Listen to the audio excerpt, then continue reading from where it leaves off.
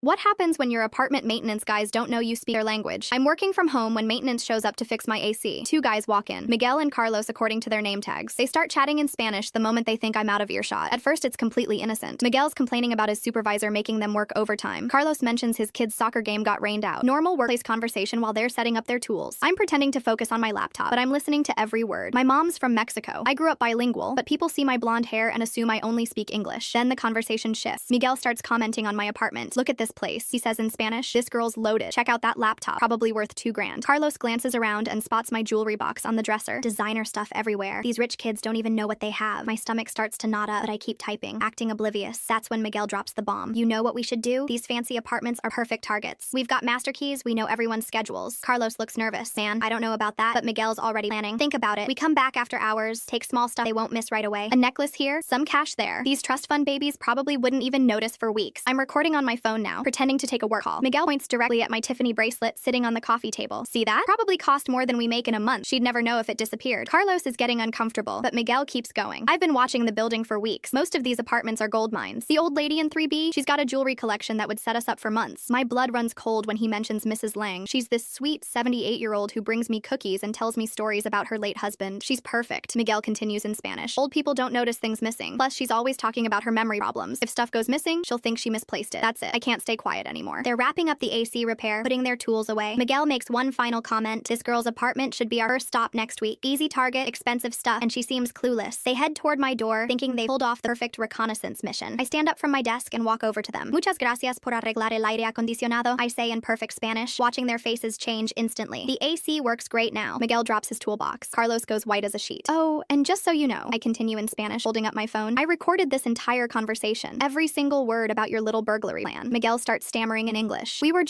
didn't mean to plan breaking into my elderly neighbor's apartment? You didn't mean to case my place for valuables? Carlos is backing toward the door. Look, we weren't serious, it was just talk. Just talk? I switch back to Spanish. You mapped out my jewelry, planned Mrs. Patterson's robbery, and discussed using master keys for break-ins. That sounds pretty serious to me. I pull out another phone. This is going straight to your company, the police, and building management. Oh, and here's something else you didn't know. Their faces are pure panic now. I'm Sarah Martinez Johnson. My mom is Elena Martinez. She owns this building. You just plan to rob your boss's daughter and her elderly tenant. Miguel looks like he's going to be sick. Carlos is frantically trying to think of something to say. My mom's going to love hearing about how her maintenance crew uses their access to plan burglaries. I'm sure the other building owners in her portfolio will be very interested too. I open my door and gesture for them to leave. You have exactly 1 hour before I call the police. Use that time wisely. They practically run out of my apartment. 20 minutes later, my phone rings. It's their supervisor, apologizing profusely. Apparently, Miguel and Carlos just quit on the spot. Mrs. Lang knocked on my door later that evening with fresh cookies, completely unaware that I'd just saved her jewelry collection.